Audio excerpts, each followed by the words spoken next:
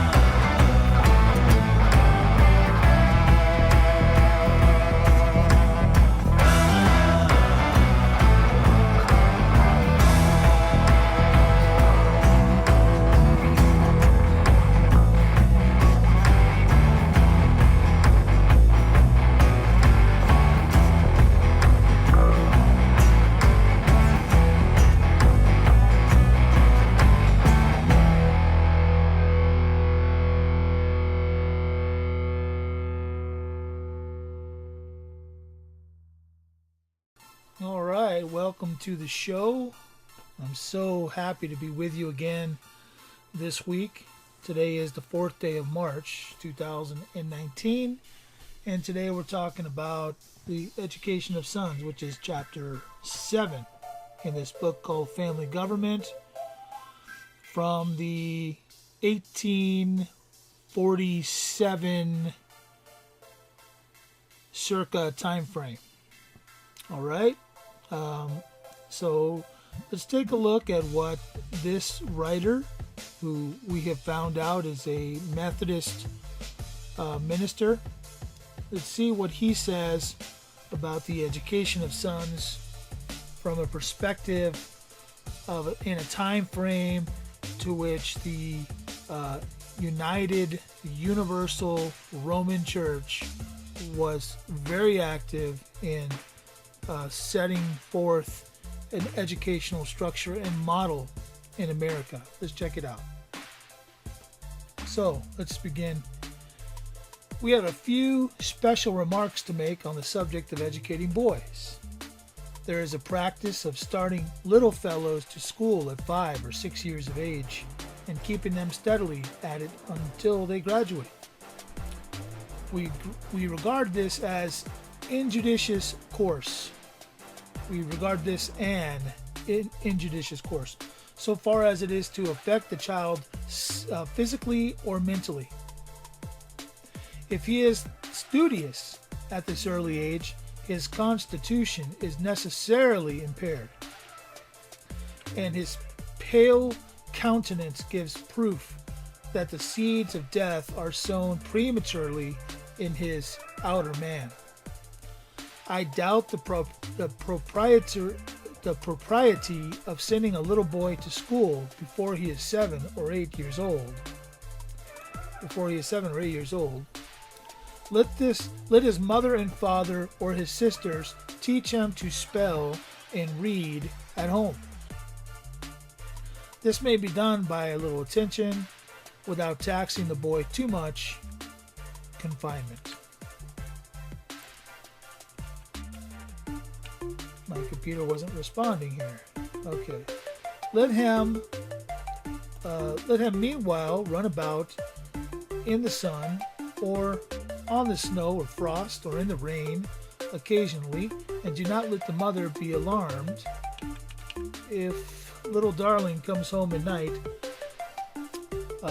pretty well spattered with mud or covered with dirt from wading in the branch or rolling in the sand.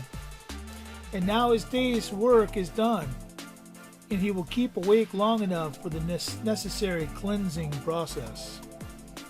And then be sure to refuse him the comfort of even a soft mattress, but just furnish him with a blanket or a bed quilt, and he will find many a plank in the floor soft enough to afford him a comfortable bed, on which he will sleep soundly till morning calls him forth again to healthful play.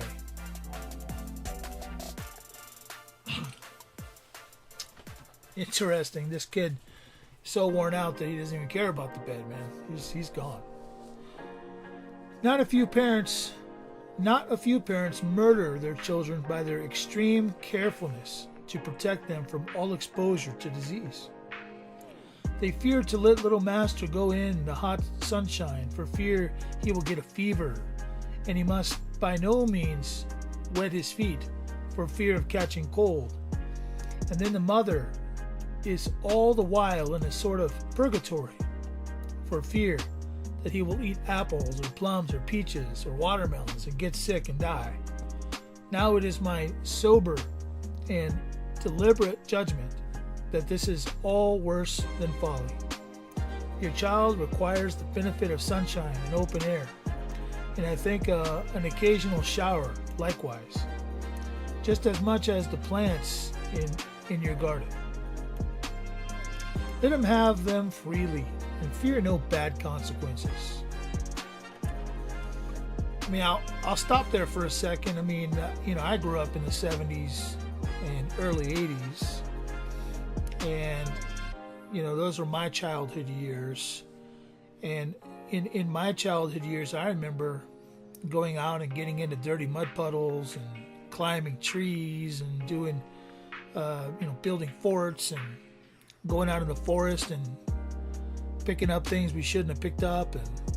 And we probably should have been dead 500 times in our childhood, the dumb things that we did.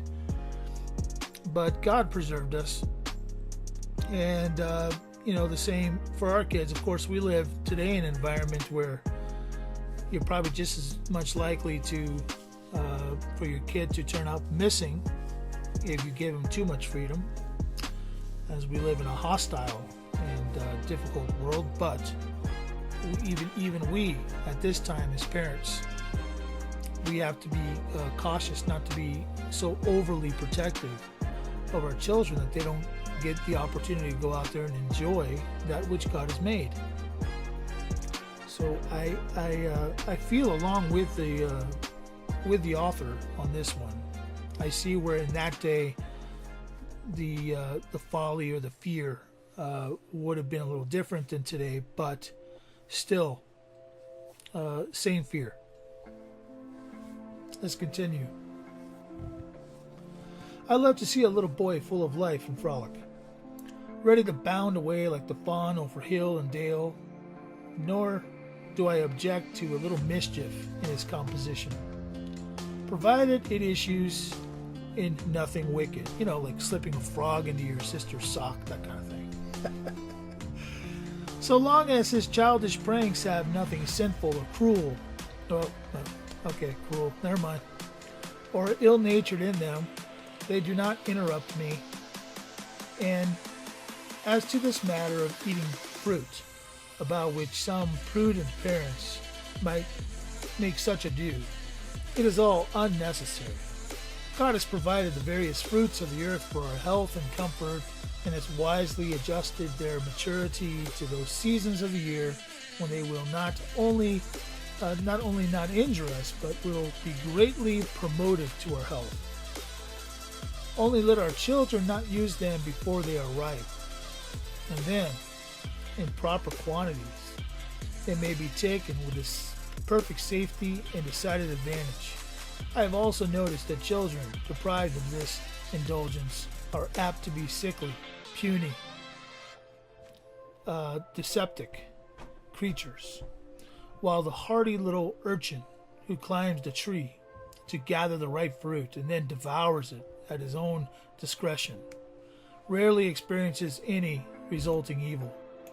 We beg pardon of the doctors for thus unceremoniously obtruding ourselves into what may be considered as falling properly within their more immediate and appropriate province.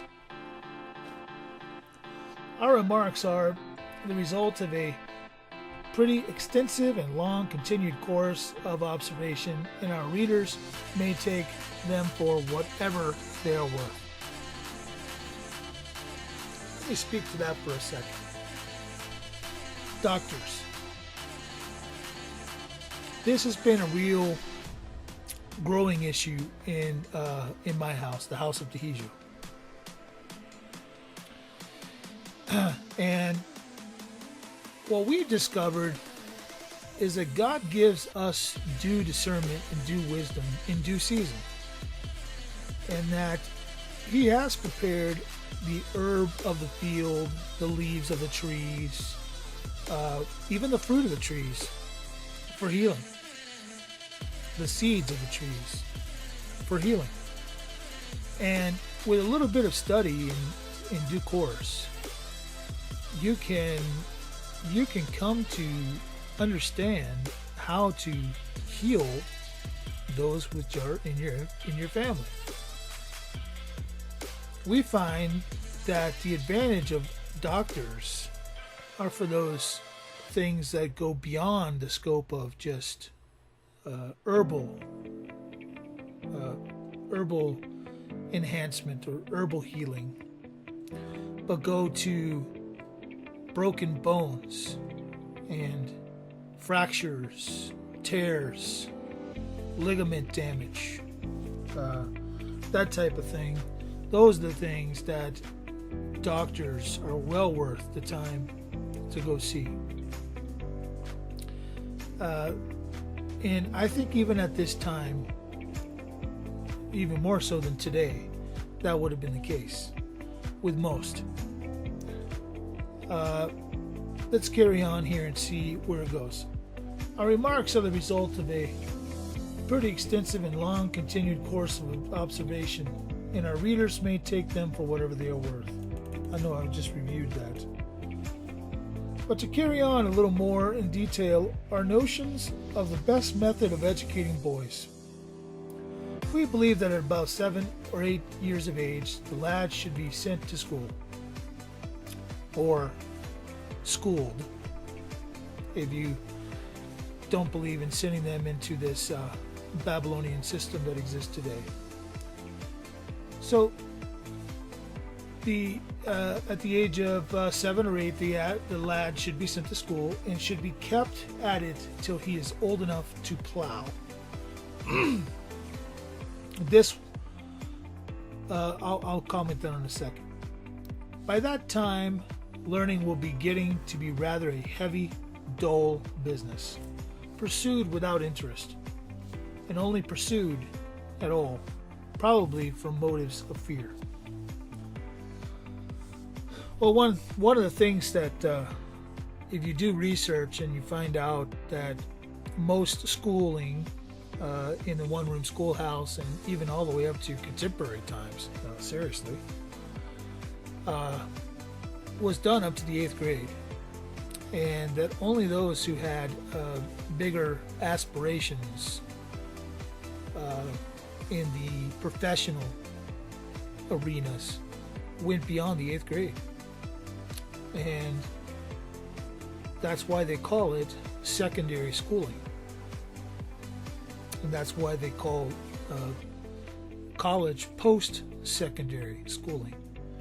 So it's very much in line with what I've studied from history, that the writer would say that he should be kept in school until he's old enough to plow. Well, this would have been the farming life. This would have been correct. And so much of the kids' life after that time would have been about learning the intricacies of farming, which is a craft of its own and a subject of its own. So let's continue. Then take him and put him to work on the farm for 2 or 3 years. Let him handle the plow or the hoe, or do any other business required to be done on the plantation, to which his physical strength is adequate. Only see that he is kept steadily at business, and is not permitted to be idle or trifling, because he is a young master. By this process you will have given strength and development to his physical constitution. You will have given him habits of business and a knowledge of it, which he can turn to good account in any vocation, to which he may apply himself in future time. And it is probable, too, that he will turn to his studies with an interest and a gust hitherto unfelt by him, and will learn more in 1 year than he would otherwise have done in 2 or 3.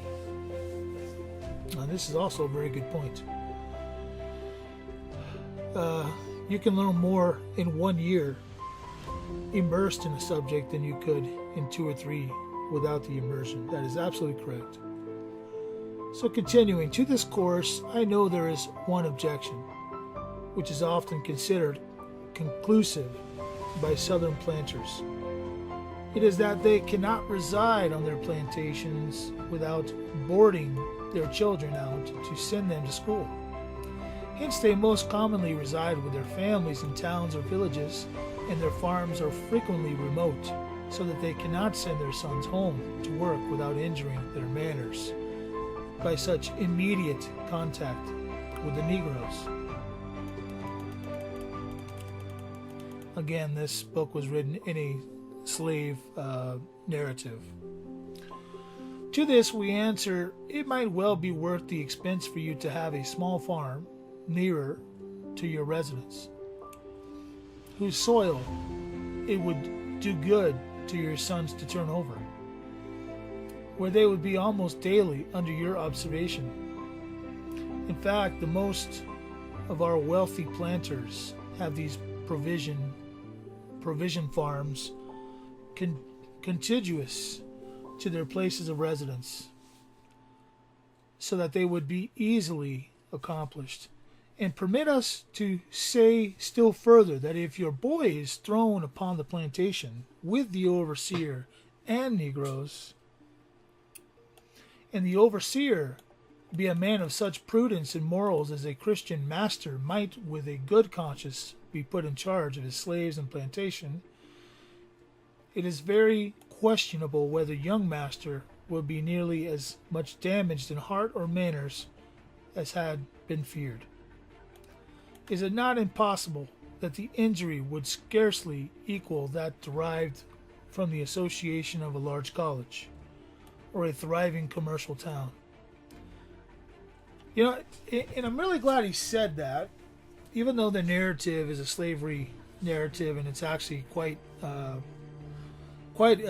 indictment on the mindset of some of these people. They actually believed that that these people were born to be slaves. That's crazy in itself. But he also brings up here quite an interesting conversation that I think needs to be had. Is it more interest to frequent yourself in the presence of slaves and work with them, or is it more injurious to somebody to associate with the large colleges and the thriving commercial towns? And the fact is, today I fully understand the injuries of being part of this Babylonian system and sending our kids to their schools, their colleges. These places are liberal, Babylonian liberal gibberish houses. That's what they are. And I think it does more damage to their psychology, their mentality, to go to those bastions of tyranny than it would to interface with those who are involuntarily, made to be servants, whom I think they could actually learn something from, if they intermix with them. So let's continue. At any rate, he would not probably make a great proficiency in the accomplishments of drinking, gin-sling, or playing cards or billiards, as he would be apt to do in association with 100 young men gathered from all classes and from all portions of the state. We recommend this subject to the serious consideration of parents who have sons to educate. Many boys are sent to school at 6 years of age, and they are kept at it all the while. In this school all the time, the boys lose all relish for study. He does not love it, for he has not as yet learned to appreciate the value or importance of education.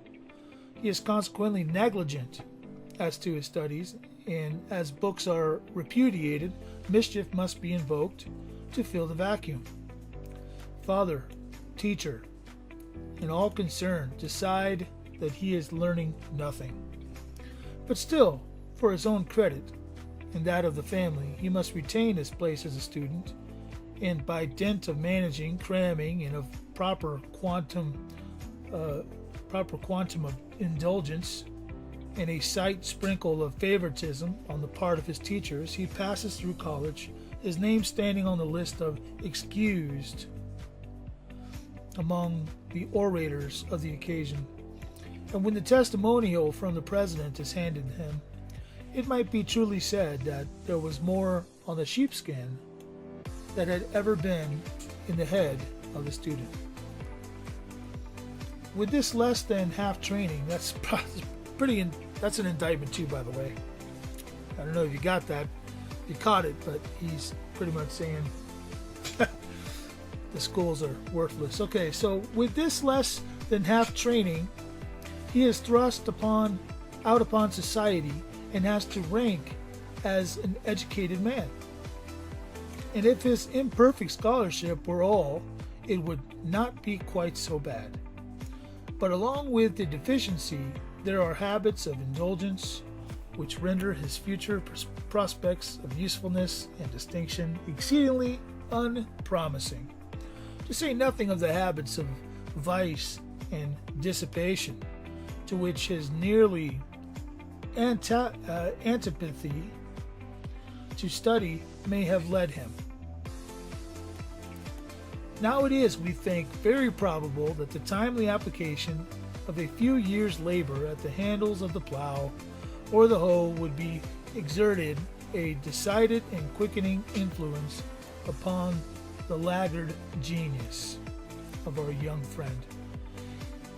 And if nothing more had been gained by the process, he would at least have acquired some knowledge of the theory and practice of making an honest living by his own industry.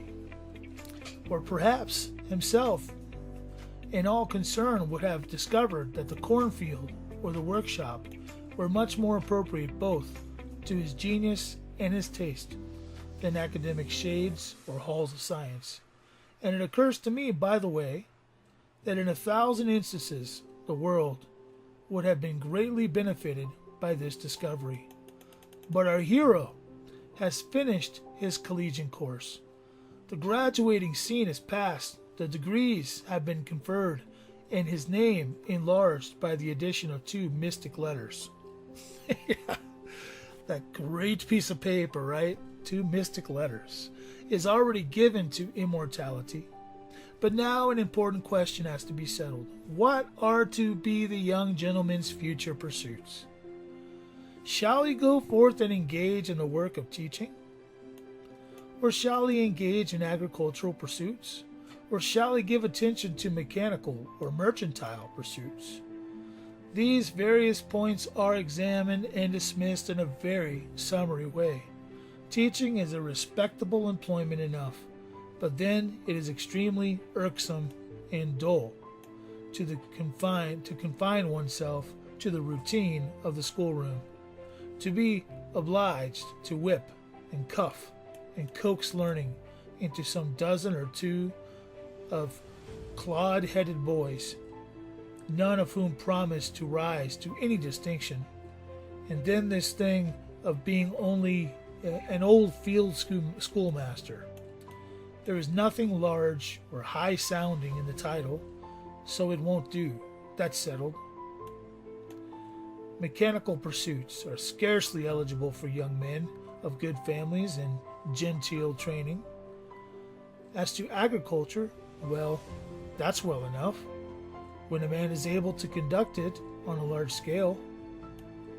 And it may answer too as an old age recreation for one who is sick of business and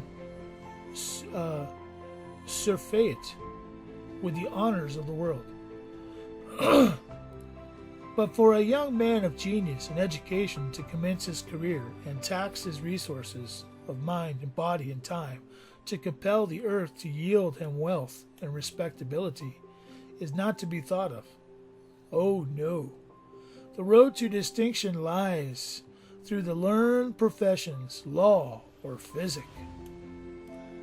One must be studied. Law is the most usual road to political distinction, and the title of doctor has something very respectable and pleasant in its jingle.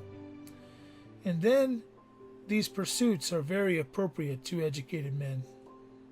So the matter is settled, and both father and son concur in the decision.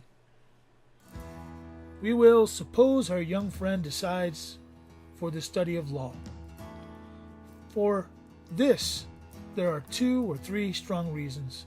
First, most of our distinguished politicians and statesmen are lawyers, and it is therefore fair to infer that the road to distinction lies in that direction. Second, a few months' study and a moderate quantum of knowledge will enable him to pass the examination and gain admission to the bar. And forthwith, his shingle hangs out in some country town of Crossroads Village as attorney at law.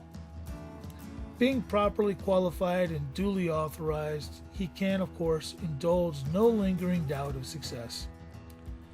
And accordingly, his future is filled with vision of glory and wealth, but unfortunately the people do not concur with him in opinion. They choose to confide their moneyed interest to men of more experience and more decided talent. He makes the necessary flourish in the newspapers and duly presents himself at all the courts of the circuit. He takes his station regarding regularly with his brethren of the green bag, and at the end of the first 2 years, save a few cases picked up at the magistrate's court, his fees are nameless, nor has any opportunity been afforded him for the display of his legal knowledge, except as he has volunteered in behalf of some poor wretch who was unable to pay for legal services. In the meantime, his board, office rent, and traveling expenses must be paid. His father has given him all he can afford him, and he is compelled, sad alternative, to depend upon himself. But what can he do? He's a gentleman and a lawyer, and he must dress and look and live and travel in the manner becoming his rank. He is ready for practice, but nobody will employ him. Consequently, if you don't make an honest living by his practice, he is not to blame. But the public's to blame. For a while he can make shift to pay his tavern bills by borrowing from his professional brethren, who out of pity lend him small sums, which they don't dream will ever be paid. But this resource is too precarious, and his credit having become threadbare with merchants and tailors, some new scheme must be devised for raising the wind. Gambling is resorted to as a genteel method of living without labor. Drunkenness very naturally attaches itself. In bankruptcy, murder, and the gallows very often wind up the history of one who, as a mechanic or a farmer, might have been a prosperous, useful, and happy man, a wealthy and honorable citizen, a good Christian, a blessing to a church and state. Notice that? It separates the church and the state there. A good Christian and a blessing to church and state. We'd be smart to start seeing the difference. Now, if young men, after an unsuccessful effort at law or physic, would have firmness and decision of character sufficient to break away from their false notions what is gentlemanly and honorable, and throw themselves into the arena of vigorous and stirring competition with farmers or mechanics in any department of honest industry, there would be hope for this country.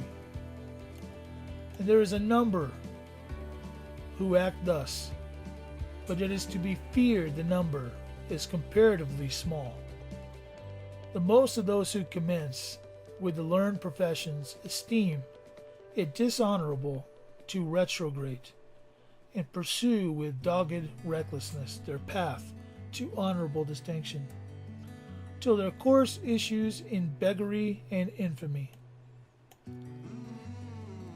Sad, folks, very sad, but true. Even today, our boys aspire to things that they can likely never reach, and we press them on anyway, out of this painful thought that, guess what? My kid's better than those kids anyway. He'll get what he wants. Let's continue. We regard it a subject of deep regret that this overweening fondness for the learned profession should be so prevalent among both father and sons in this country, and that consequently so few of our educated young men can concede to be anything but doctors or lawyers, and that agriculture and its kindred arts and employments are deprived of the aid and light which a well-cultivated intellect and profound science might bring to it. It is, in fact, a profound science, by the way, folks. I mean, agriculture, especially if you start looking at permaculture, and doing things extremely natural, holistically in agriculture, it is a science, in fact. Absolutely. Let's continue. The fact is, we have great need of hundreds of well-educated and enterprising agriculturalists and schoolmasters, while of lawyers and physicians, and supply trebles the demand. We pray you, old men and young ones, to take this matter into consideration and select your avocation in view of an honorable competency and correspondent usefulness. And that ends our study for today. So what do we take away from this great study that we've just gone through on education of sons? What do we take away? How do we summarize or wrap up what we've just read? Might we say that the importance of this discussion we had today revolves in your family's legacy, revolves around the ideology of what has God called your family to do? What has God called your family to be? And in what ways can you, as the head of the household, the paterfamilias, or whatever you want to call yourself, what is it that you can do to set the right course so that your family enterprise may succeed? We live in a day when individualism is rampant. We even teach it in our homes. We teach it in schools. We say to our children, you can be anything that you want to be. Anything that you want to be, you can do it. Oh, Junior, anything that you choose to do, you put your mind to it, you can make it happen. Spinning a legacy of lies to our children does not bring them to a place of humility, does not bring them to a place of understanding that they have a role and a disposition to play in this life, does not help them to understand that as our children and as our seed, that their responsibility is to the Lord and to the family vocation. I'm a firm believer that every family has a vocation, and that vocation is one that is sanctified by the Lord, one that is separated by the Lord, specifically for that family. I have, in my case, designed a course for each of my children, if they would take it, to be part of our family enterprise. And this family enterprise is one that is taxable only unto the Lord. Its agency is only unto the Lord. It suffers no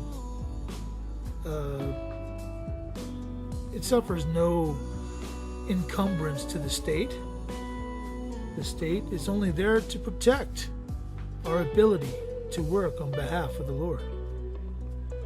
It is not there to rule us or tax us or bring any meat to our table. It is only there to protect us, and only to the ends to which their protection requires our contribution and funding. Only to that end should they expect to be to collect a tax. Only to the ends to which roads must be built that we all use, should they expect for a tax to be collected. Otherwise, no tax shall be collected, no duty, no tribute collected on something in which is not the matter and the business of government. This is easy. This is provable by law. There is no obligation of a man who is subject to God to render unto Caesar what is God's. A man only renders unto Caesar what is Caesar's. So if a man creates or forms something under the law of Caesar, then he owes it to Caesar, and Caesar collects what he wants. But if a man forms something is created under the subjectivity and exclusive ownership of Jesus Christ, or exclusive ownership of Yahuwah, God, how can then the state or Caesar ever argue that they are owed anything? For they are owed nothing in that moment, only the respect of walking by the tax collector's bucket. That is all they're owed. This is how I relate this chapter to the house of Dehijo. I have 4 sons. 4 sons who I have set a course for. And each of their courses work specifically with the course that I believe, prayerfully believe and discern is the course of our family, is the enterprise that God has set forth for our family to command. And as we command that enterprise, we do it as unto the Lord. And the state has absolutely no place in it and cannot mandate how it's done, because it's the Lord's work. The Lord mandates how it's done. You see? Simple. Not difficult concepts at all. So with that said, I'm not going to make this any longer. I just want to remind everybody that we do have a Patreon account. If you like listening to these shows and you want to support us, support our Patreon account, become a Patreon member, and give us a monthly donation of whatever amount that you want. I would advise $5 or more a month, because you get the special content that those who just give $1 a month do not get. We will also add you to our Patreon list, which appears at the end of this segment in the credits. I thank my current patrons who have so generously given to this program in order to see it continue. And I thank all of my listeners, Patreon or not. I thank all my listeners for listening. I ask that you would continue to pass this on. Remember, we are on Facebook. Go check out The Real Hidalgo Show on Facebook. And remember that we do have a YouTube channel. Our YouTube channel is available. Click the subscription button and click the bell to get updates every time we put out a new show. Right now we're putting out about 1 a week, but sometimes we do 2. Depends on what subject matter comes across my desk. With that said, I thank all of you for joining. I thank you again for being a part of the Hidalgo Show, and I do love each and every one of you. If you would like to send me a letter, I have included my address and ask that you would send your letters, your whatever you want. If you send me a package, I will open it on the show, especially if it relates to the subject matter here on the House of Hidalgo Show. If you can relate it to the subject matter, we will include it in the show, and I will use it on the show. Also, we have email address that you can email us, and we can correspond that way. I will add you to our email list, and you will get all of my emails. With that said, I thank you all for listening again, and I remind you all that everything we do here at the Hidalgo Show is all about the blood.